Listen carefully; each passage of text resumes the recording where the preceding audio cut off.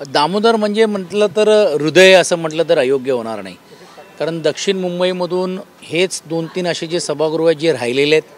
आपल्याला आठवत असेल की अण्णाभाऊ साठे मंडळाचं पण देखील जिजामाता उद्यानमध्ये पुनर्बांधणी व्हावी असा आपण युक्तिवाद केला होता आणि ती झाली. पण त्याला जो स्वरूप जे सामाजिक स्वरूप यायला पाहिजे तेही आपण देऊ शकत नाही किंवा मिळू शकलेलं नाही. आणि म्हणून कुठची पुनर्बांधणी होत असताना ज्याला आपण हेरिटेज म्हणतो, मग भारतमाता आपण केंद्र सरकारकडनं आपण परत त्या संस्थेला आपण मिळवून देण्याची भूमिका आपण घेतली. त्यामागचा हेतू असा होता, ती तुटलेली असेल किंवा डागजुगीची जी गरज असेल ते आपण करू, पण अस्मिता ज्या एका भावनात्मक ज्या अशा चित्रपटगृहासाठी असेल तीच भूमिका दामोदराच्या बाबतीत सर्वसामान्य असलेल्या प्रेक्षकांची आहे. कलाकारांची तर असलीच पाहिजे, कारण मी जसं मी सांगितलं की हे हृदय आहे, तर कलाकारांसाठी हे आत्मा आहे.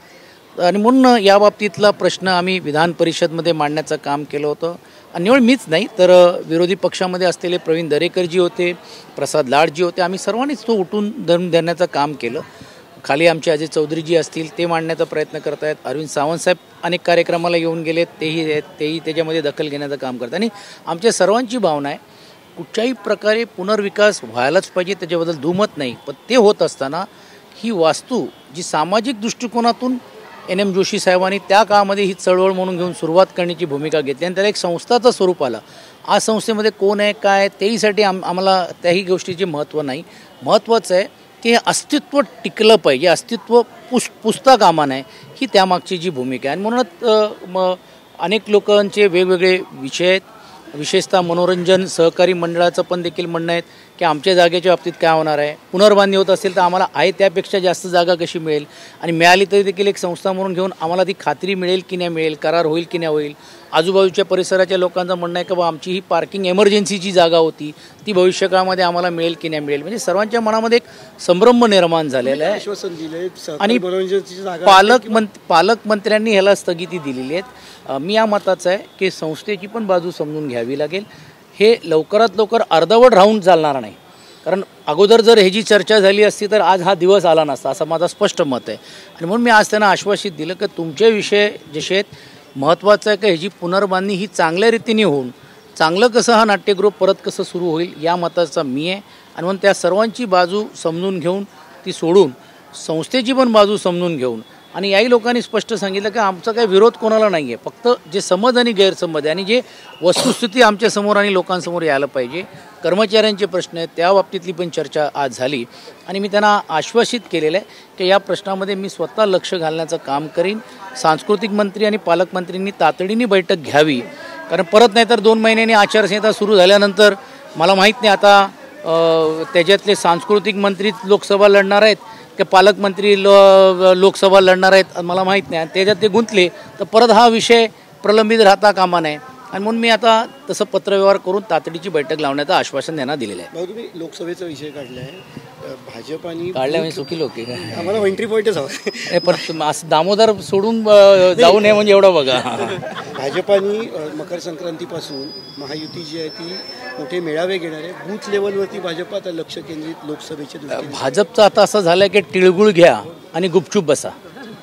आमचं म्हणणं गोडगोड गोडगोड बोलून होत नाही, कारण 10 वर्ष ते सत्तेत राहिलेले आहेत आणि पर्याय ते आपल्यामध्ये तयार करू शकत नाही, ही वस्तुस्थिती नाही आहे. म्हणून त्यांना लोकांसमोर जावं लागतो आहे, गाड्या घेऊन त्यांना आपली योजना सांगावी लागते. एवढेच जर योजना यशस्वी झाली तर त्यांना लोकांपर्यंत पोहोचण्याची गरज का होती, आणि घरघर पोहोचण्याची ही वेळ येते. यातूनच त्यांचं अपयश हे कुठेतरी आपल्याला समोर दिसतोय.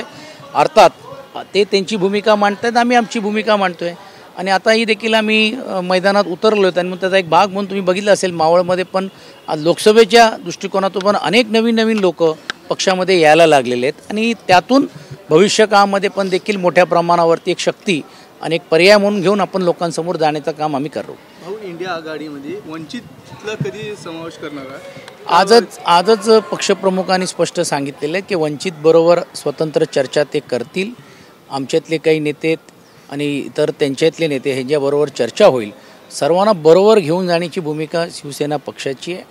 जागेच्या बाबतीत किंवा कायच्या बाबतीत जी कुठची चर्चा आम्ही कोणीही करणार नाही आहोत, कारण वरिष्ठ स्तरावरती इंडियाच्या वरिष्ठ नेत्यांबरोबर आणि आदरणीय पक्षप्रमुखांबरोबर त्या बाबतीतली चर्चा आणि वाटाघाट होणार आहे. देवेंद्र फडणवीस म्हणत आहेत की जेव्हा अयोध्येला बाबरी मशीद पाडली तेव्हा शिवसैनिक नव्हते, फक्त भाजपाचे कार्यकर्ते. वाटते आज पक्षप्रमुखांनीच त्याचा उत्तर दिलेलं आहे. मग तुम्ही जर ते उत्तर जर तुमच्या बाईटला लावलं तर लक्षात येईल.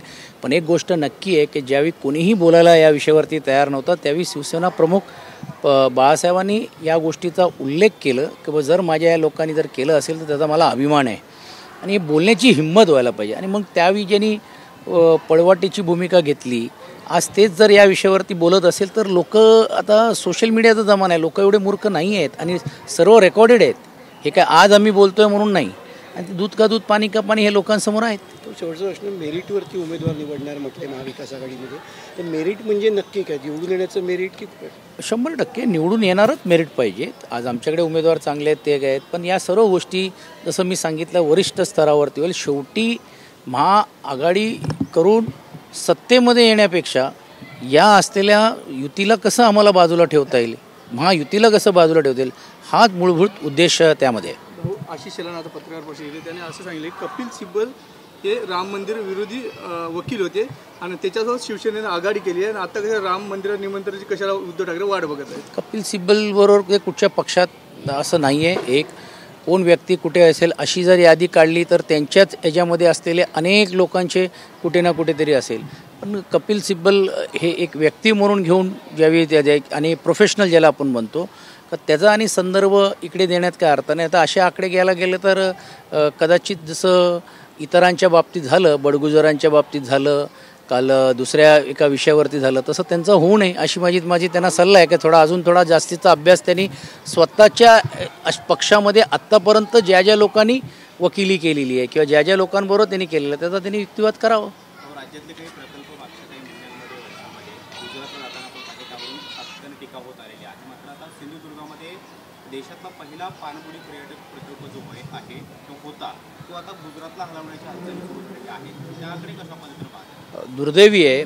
निवळ तेच एक प्रकल्प नाही, अजून 3-4 प्रकल्प हे गुजरातला जात आहेत. आणि मुळामध्ये जर आपण बघितलं असेल की आपल्याकडे इन्कमिंगपेक्षा आउटगोईंग का होतोय हेच समजत नाही. आणि मी समजू शकतो की नवीन प्रकल्प तिकडे येत आहेत त्याच्याबद्दल आमचा कोणाचाही दुमत नाही, प्रत्येक राज्य भारताचा एक भाग आहे.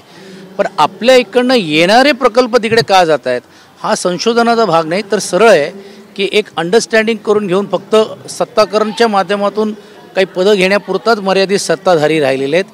त्यांना कुठच्याही प्रकारे दिल्लीच्या लोकांना कसं खुश ठेवता येईल त्यामुळेच हे सर्व प्रकल्प तिकडे पाठवण्याचा प्रयत्न होतोय असा आमचा स्पष्ट आरोप आहे.